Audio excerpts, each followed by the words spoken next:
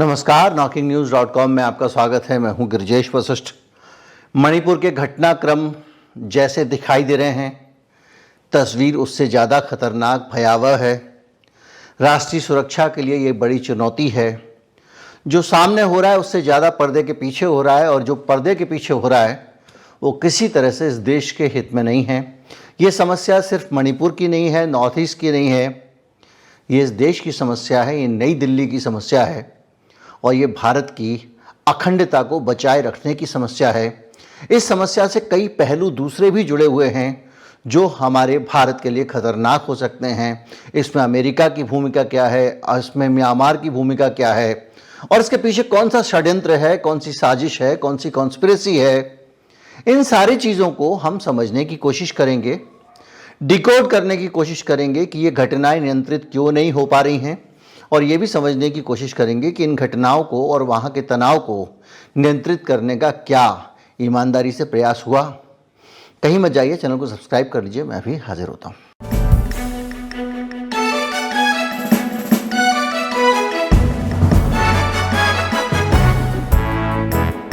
जो घटनाक्रम है वो ये है कि महाराष्ट्र का अपना कार्यक्रम रद्द करके गृह मंत्री अमित शाह दिल्ली आ गए हैं और यहाँ से अब सिचुएशन की समीक्षा कर रहे हैं।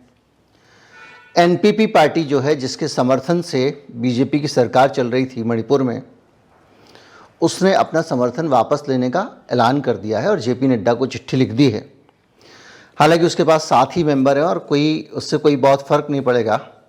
बीरेन की सरकार पे 32 सीटों के साथ वो फिर कायम रहेंगे। इसके अलावा बहुत सारी आगजनी की घटनाएं हुई हैं, बहुत सारे नेताओं को टारगेट किया गया। यहाँ तक कि इस बार मुख्यमंत्री भी नहीं बचे हैं। मुख्यमंत्री एन बीरेन सिंह की भी घेराबंदी की गई है। सड़कों पर हिंसक तत्वों का राज है और ये पूरा का पूरा घटनाक्रम चला आ रहा है। जब पहली बार ये घटनाएं हुई थी तब से, चूड़ा चांदपुर वाली, तब से मैंने आपको कैसे बताया था कि वो सारे के सारे वीडियोस हैं कि ये समस्या खड़ी कैसे हुई, कहाँ से हुई, इसके पीछे कौन सा पॉलिटिकल इन्वॉल्वमेंट है, इसके पीछे कौन सी राजनीति है। और अब वो मामला बढ़ते इस स्तर पे पहुंच गया है। सिचुएशन जो है वो, आप इसको अगर एक सिरे से पकड़ने की कोशिश करें तो ये शुरुआत होती है मणिपुर का जो तराई वाला इलाका है, जो इम्फाल है, जो वहाँ की राजधानी है। वहाँ पर रहने वाले मैतेई समुदाय के लोगों के बीच में लगातार ये विचार तेजी से बढ़ रहा था कि जो वहाँ के कुकी समुदाय के लोग हैं, कुकी समुदाय के लोग वहाँ के आदिवासी हैं और पहाड़ियों पर रहते हैं, छोटी छोटी बस्तियों में, 10 आदमी, 50 आदमी, 100 आदमी की बस्तियाँ, और इसलिए वो आदिवासी होने के कारण उनको मिला हुआ रिजर्वेशन। तो है क्या कि कुकी समुदाय के बहुत सारे लोगों को, दिल्ली में भी कई पुलिस अधिकारी रहे, नौकरियां मिलती गईं और वो अच्छे अच्छे पदों पर रहे। मैतेई समुदाय को इस बात से दिक्कत थी और उनको ये लगता था कि कुकी लोग जो है वो आदिवासी हैं, तो आदिवासी इलाकों में जाके आप ज़मीन नहीं खरीद सकते, ऐसा नियम है। लेकिन ये लोग इम्फाल राजधानी में आके ज़मीन खरीद सकते हैं। तो धीरे धीरे करके क्या होगा कि ये जो ज़मीनें यहाँ आकर खरीदेंगे तो उससे हमारा जो मैतेई समुदाय वाला इलाका है उस पे भी कुकी काबिज होते चले जाएंगे। तो ये एक विचार मैतेई समुदाय के दिमाग में इंजेक्ट किया गया, और इस विचार को इंजेक्ट करने के पीछे एक राजनीति थी, और वो राजनीति थी हिंदू बनाम ईसाई के ध्रुवीकरण की राजनीति। हिंदू मैतेई चूंकि वहाँ मेजॉरिटी में हैं, ज़्यादातर मैतेई हिंदू हैं, उनमें भी ईसाई हैं, वो एक अलग बात है। बहुत सारे बड़े बड़े नेता, देश के नामी लोग, बड़े बड़े आरएसएस के पदाधिकारी वहाँ पर मैतेई समुदाय को याद दिलाया करते थे कि उनके ऊपर किस तरह का जुल्म सितम होता रहा है। बल्कि ये घटना पूरी की पूरी जब बड़ी हो गई तो थोड़े से चाशनी भरे शब्दों में राम माधव ने इंडियन एक्सप्रेस में एक लेख भी लिखा, और उस लेख में उन्होंने लिखा कि वहाँ के लोग इस तरह से डरते हैं, इस वजह से वो उनके बीच में चिढ़े, उनको अपनी संपत्ति खो जाने का खतरा लगता है। क्योंकि मैतेई को लगता था कि धीरे धीरे करके जो इलाका हमारा वाला है वो चला जाएगा। इसके अलावा मैतेई को ये भी बताया गया कि ये देखिए ईसाई हैं और इनके पास में बड़ी संख्या में विदेशी मदद मिलती है, यहाँ पर चर्च हैं। जो इस तरह का ईसाइयों के बारे में, अल्पसंख्यकों के बारे में एक प्रचार तंत्र चलता है, वो वहाँ चलता रहा। ये चीज़ें धीरे धीरे धीरे धीरे धीरे करके समाज में घर करती गई। जैसे हमारे समाज में आज भी हिंदू मुस्लिम को लेकर भी बहुत सारी ऐसी मान्यताएं हैं लोगों के अंदर जिसको वो सच मानते हैं और उनको समझाना भी मुश्किल है कि वो गलत है। उनके सामने आंकड़े तथ्य रख देंगे, दूसरे दिन से फिर वहीं पहुंच जाते हैं, क्योंकि वो गहरे बैठ चुके हैं दिमाग में। ये सिलसिला चल रहा था और इस सिलसिले के बीच में चूड़ा चांदपुर में एक घटना होती है और उस घटना के बाद मणिपुर जलने लगता है। यहां ठहर के आपको कुछ चीजें समझनी पड़ेंगी। मणिपुर में ईसाई बनाम हिंदू वाला जो तनाव था, इसके साथ में और भी चीजें जुड़ी हुई थी, क्योंकि ये मैतेई समुदाय के लोग चाहते थे कि इनके पास कभी अंग्रेजों के ज़माने में आदिवासी का दर्जा था तो वो इनको दे दिया जाए। तो आदिवासियों का दर्जा दे दिया जाएगा तो ये लोग भी एक दूसरे के इलाके में ज़मीनें मवीनें ले सकते हैं। मैतेई लोगों का कुछ और भी आशंकाएं थी कि जो कुकी लोग हैं, पहाड़ पर रहते हैं, उनके पास विदेशों से लोग, म्यांमार से लोग आते रहते हैं, बसते रहते हैं, घुसपैठी आ गए हैं, बस्तियां बड़ी हो रही हैं और वो लोग ड्रग्स का कारोबार भी करते हैं। ऐसी बहुत सारी चीज़ें, ये धारणाएं थी। इसमें कुछ सही भी हो सकता है, कुछ गलत भी हो सकता है, उस पर हम जाएंगे नहीं। तो ये थी तनाव की वजह। तो तनाव हिंदू बनाम ईसाई का था, जो धीरे धीरे करके विस्फोटक रूप उसने ले लिया। अब होता यह है कि इस तनाव के बीच में जब ये आग लगती है तो असल बात आती है निकल के स्टेट मशीनरी की। दुनिया में थाने लूटने की घटनाएं कभी कभी होती हैं। गांधी जी ने, आप याद कीजिए, अपना आंदोलन रद्द कर दिया था, चौरी चौरा थाने पे लोगों ने हमला कर दिया था। तो मणिपुर में कई थाने लूटे और बाकायदा उनसे हथियार निकाल निकाल कर दंगाई ले गए। और इसमें बहुत सारे लोगों का मानना यह है कि यह काम आसानी से होने वाला नहीं था। अगर वो हथियार निकाल के ले गए तो ऐसे ही नहीं ले गए। उधर जो कुकी उग्रवादी हैं या कुकी समुदाय के लोग हैं, उग्रवादी हम दोनों को ये भी ना कहें तो अच्छा है, उनके पास भी काफ़ी हथियार हैं, क्योंकि वो एसोसिएटेड, एक लंबा करीब 400 किलोमीटर का बॉर्डर है जो पोरस है, जो मतलब खुला ओपन बॉर्डर है। मतलब म्यांमार से आप पैदल इधर आ जा सकते हो, यहाँ से पैदल म्यांमार जा सकते हो। अब यहाँ पे इन्होंने, बीजेपी सरकार ने बॉर्डर चेक पोस्ट लगाई है, तो वो उनके पास भी हथियार और इधर भी इनके पास भी बहुत सारे हथियार आ गए। अब ये तनाव बढ़ रहा था और तनाव बढ़ते बढ़ते के बीच में बार बार एक मांग उठ रही थी कि जो बीरेन सिंह है, एन बीरेन सिंह, जो मणिपुर का मुख्यमंत्री है, ये सरकार ठीक से नहीं चला रहा है और इसके चलते तनाव और हो रहा है। और पड़ोसी राज्यों जैसे असम के मुख्यमंत्री और दूसरे लोग भी अपने बयान देकर आग में घी डाल रहे थे। तो उस समय ये एक जानकारों का कहना है कि एन बीरेन सिंह को अगर हटा दिया जाता, पहले हमने अपने प्रोग्राम में भी जब मणिपुर के लोगों से बात की थी तो उसमें सामने आया, तो बात खत्म हो जाती है। काफ़ी हद तक मैतेई समुदाय के लोगों को अगर आदिवासी का दर्जा दिया जा सकता है, अगर वो पहले ट्रेडिशनली आदिवासी रहे हैं, तो वो एक शुरुआत की जा सकती थी। और दोनों कम्युनिटीज़ के बीच में जब आग लगी थी, इस आग को सुलझाने के लिए, शांत करने के लिए, बुझाने के लिए जो सिविल सोसाइटी है, जो समाज सेवी हैं, दूसरे लोग हैं जिनका अपने समाज में वजन है, उनको शामिल करके दोनों कम्युनिटीज़ को जोड़ा जा सकता था। लेकिन मानना ज़्यादातर लोगों का यह है कि वहाँ पर जो सरकार में बैठी हुई पार्टी है, भारतीय जनता पार्टी, उसके दिमाग में ये सेट था कि 50% से ज़्यादा यहाँ पर मैतेई की आबादी है, तो हम जो कुछ भी करें वो ऐसा करें कि मैतेई हमसे अलग ना हो, मैतेई हमारे साथ रहें। तो निश्चित तौर पे उनकी भावनाएं, अलग अलग बयान, उनकी बातें, उनके मुख्यमंत्री के बयान, वो कहीं ना कहीं कुकी समुदाय के खिलाफ दिखाई देते हैं।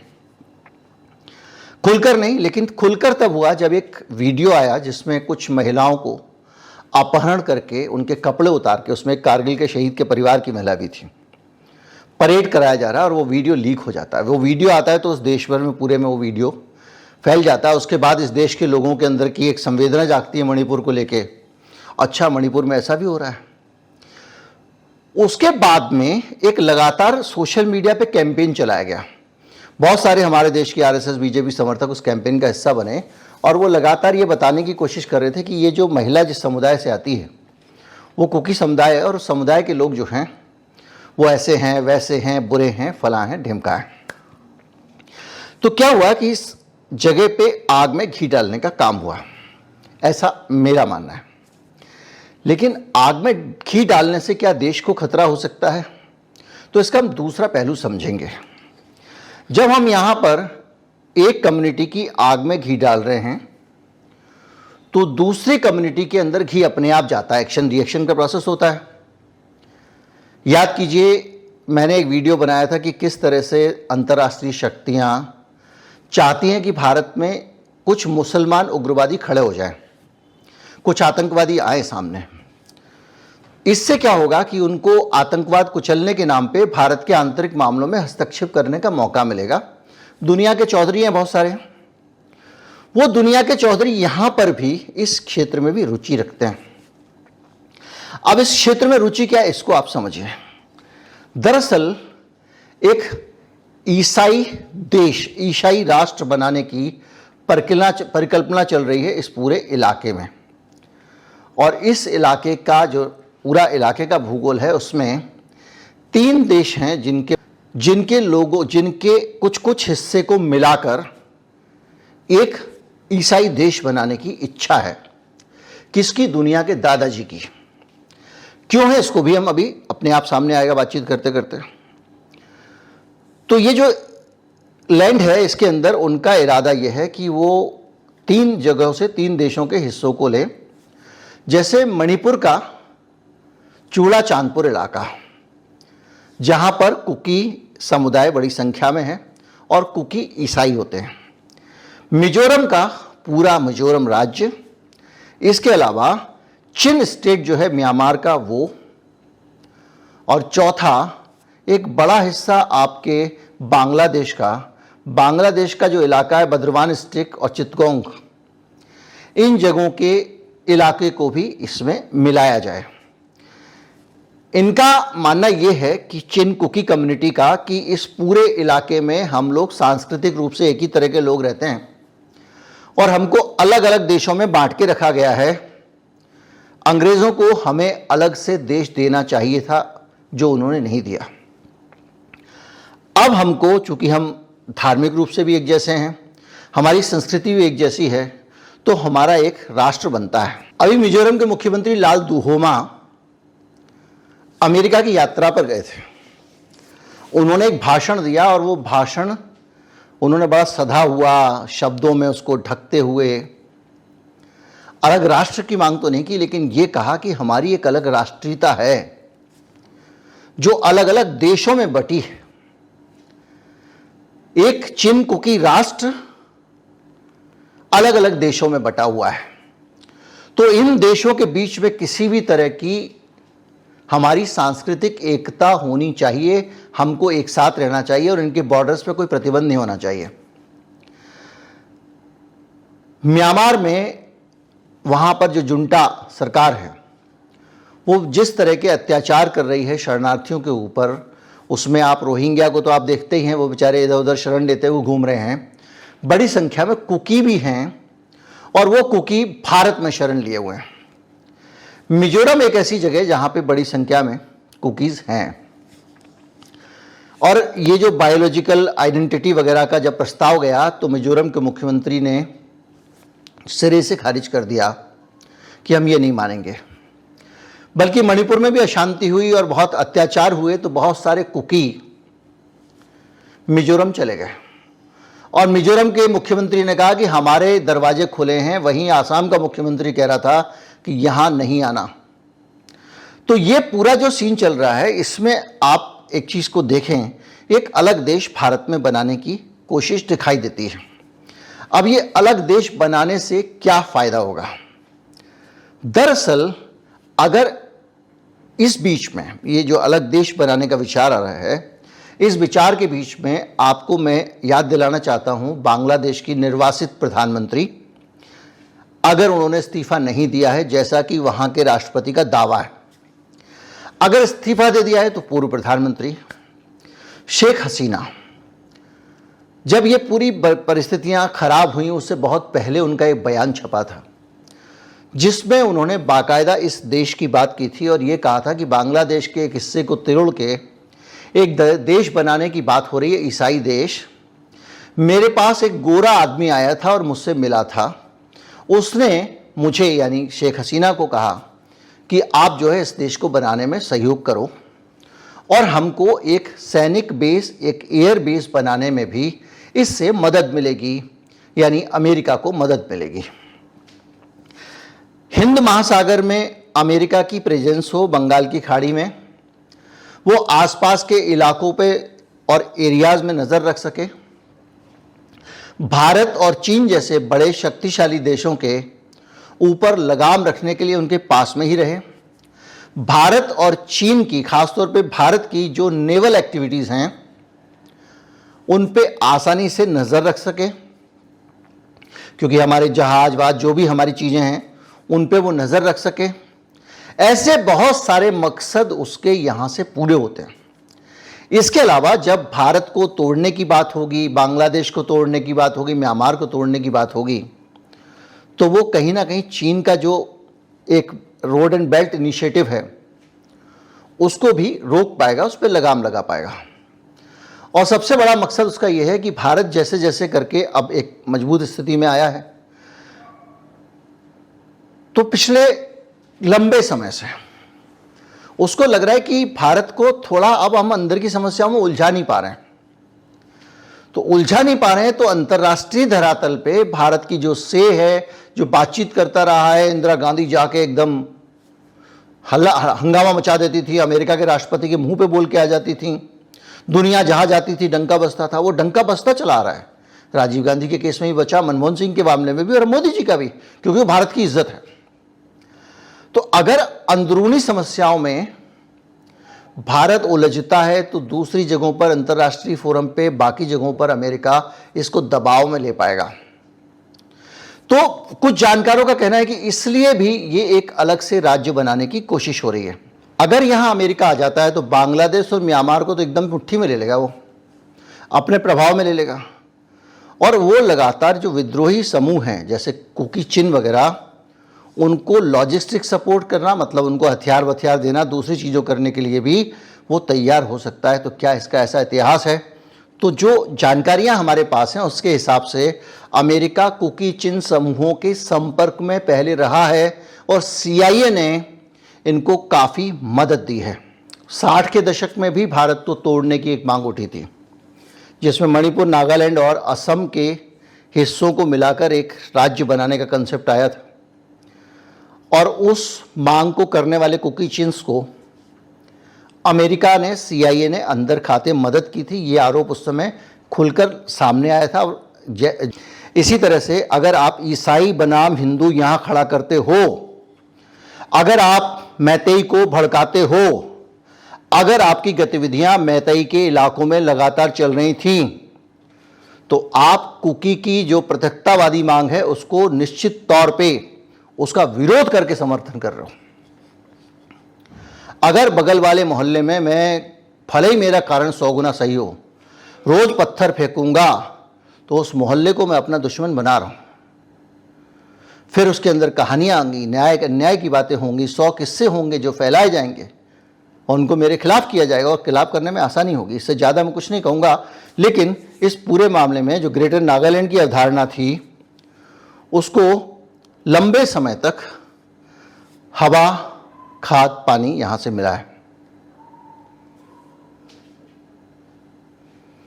अभी भी बांग्लादेश में कुकी चिन नेशनल फ्रंट नाम से एक संगठन चल रहा है जो लगातार अपनी स्वतंत्रता की बातें करता रहता है। म्यांमार में कुकी चिन चिन नेशनल आर्मी के नाम से सक्रिय हैं और भारत म्यांमार सीमा पर अच्छा खासा प्रभाव रखते हैं। इसके साथ ग्रेटर नागालिम की अवधारणा भी लेकर जो है वो बाकायदा नॉर्थ ईस्ट इलाके में CIA के सपोर्ट से उसको पुश किया गया। और ये बहुत सारी चीज़ें हैं। अभी हाल में एक बहुत महत्वपूर्ण लेख आया, उसमें इसका जिक्र किया गया है। तो ये चीज़ें आपको बताती हैं कि अगर आप मणिपुर की समस्या को नहीं सुलझाते हैं तो सबसे ज़्यादा खुश अमेरिका होगा, क्योंकि इसका जो मिशन है इस इलाके में अपना एक बेस बनाने का, उस मिशन में उसको मदद मिलेगी। कोई कारण नहीं था कि मणिपुर की सरकार को बर्खास्त नहीं किया जाता। भारतीय जनता पार्टी के हाथ में था एन बीरेन सिंह से इस्तीफा ले लेना, किसी और आदमी को मुख्यमंत्री बना देते। भाई इतना तो बीजेपी अच्छी तरह से समझती है कि जब कोई सत्ता में बैठा होता है, ज़्यादा गड़बड़ी होती है तो उस आदमी को हटा दो तो लोगों का आधा गुस्सा वैसे ही निकल जाता है। ये कर करके बीजेपी देश भर में एंटी इनकम्बेंसी का मुकाबला करके चुनाव जीतती रही है। गुजरात में मुख्यमंत्री का कैंडिडेट बदल दिया, दिल्ली में सारे 5 पार्षद बदल दिए, टिकट बांट रहे हैं तो ज़्यादातर लोगों के टिकट काट दिए, ताकि एक माहौल जो है लोगों ने देखा ये MLA तो काम ही नहीं कर रहा है बीजेपी का, उसका टिकट काट दिया, लोगों को गुस्सा निकल गया, चलो दूसरा आ गया। तो मुख्यमंत्री के तौर पर एन बीरेन सिंह को हटाया जा सकता था। दूसरा, मोदी जी को दोनों कम्युनिटी को आश्वासन देना चाहिए था कि हम किसी के साथ अन्याय नहीं होने देंगे। उसके विपरीत लगातार परोक्ष रूप से ये संकेत लोगों को मिलते रहे कि भारतीय जनता पार्टी एक कम्युनिटी को सपोर्ट कर रही है, जो गलत भी हो सकते हैं, सही भी हो सकते हैं, लेकिन ये संकेत वहाँ पर लगातार जाते रहे। अमित शाह ने कुछ कोशिशें की, लेकिन वो कुछ कोशिशें प्रशासनिक स्तर पे थी। वो गए, अधिकारियों से मीटिंग की, नेताओं से थोड़ी बहुत मीटिंग की और वापस आ गए। जो एक्चुअल काम वहाँ पर करने की ज़रूरत थी, वो काम कुछ इस तरह का था कि लोगों के जो दो समुदायों के बीच में जो अविश्वास बढ़ा है, जो गुस्सा है, उसको कम करने का जो स्टाइल चाहिए था किसी नेता का, वो चाहिए था स्टेट्समैन वाला स्टाइल। याद कीजिए गांधी जी जहां दंगे हैं खुद पहुंच जाते थे लोगों के भीड़ में और बात करते थे, अहिंसा के जरिए अनशन करते थे और लोगों को हथियार डालने को मजबूर कर देते थे। माना कि आज कोई गांधी नहीं है, राहुल गांधी है, लेकिन राहुल गांधी ने जिस तरह से वहाँ पर जाके इन लोगों के जो शरणार्थी कैंप हैं, जो लोग बेघर होकर उन कैंपों में रुके हुए हैं, उनसे बातें की, उनका दुख दर्द सुना, उनके बच्चों से बात की। अगर केंद्र सरकार की तरफ से समय समय पर कभी एक मंत्री, कभी 2 मंत्री जाते रहते, नॉर्थ ईस्ट के सांसद जाते रहते, गृह मंत्री चले जाते, मोदी जी कोई मरहम रखने वाला बयान दे देते, तो काफ़ी हद तक गुस्सा शांत हो जाता। इसके अलावा बहुत सारे बीच के रास्ते निकाले जा सकते थे, जिनके ज़रिए वहाँ पर एक वातावरण बन सकता था। यानी बहुत सारे, ये तो मैं 2-4 बता रहा हूँ, जो जानकार एक्सपर्ट लोग हैं उनकी नज़र में तो और भी बहुत सारे समाधान हो सकते थे। ये समाधान नहीं करके आप क्या कर रहे हो कि ये कुकी चिन्ह जो पूरा एक, मैंने आपको बताया, एक अलग ईसाई देश बनाने की बात चल रही है और लोग कोशिश कर रहे हैं उस ईसाई देश का हिस्सा इस मणिपुर का कुकी बाहुल्य इलाका भी है, जिसको चूड़ा चांदपुर कहते हैं। मणिपुर से कितने सांसद आते हैं? 2 सांसद आते हैं। क्या भारतीय जनता पार्टी देश हित में 2 सीटों का जोखिम नहीं ले सकती? एक राज्य के मुख्यमंत्री की कुर्सी चली जाए, दूसरी कोई पार्टी की सरकार बन जाए, ये जोखिम नहीं ले सकती? देश हित में इस जगह पे अब शांति चाहिए ही चाहिए। बहुत देरी हो चुकी है। जितनी जल्दी शांति होगी उतनी जल्दी चीज़ें अच्छी होंगी भारत के लिए।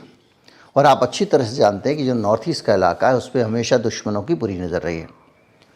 नमस्कार, जय हिंद।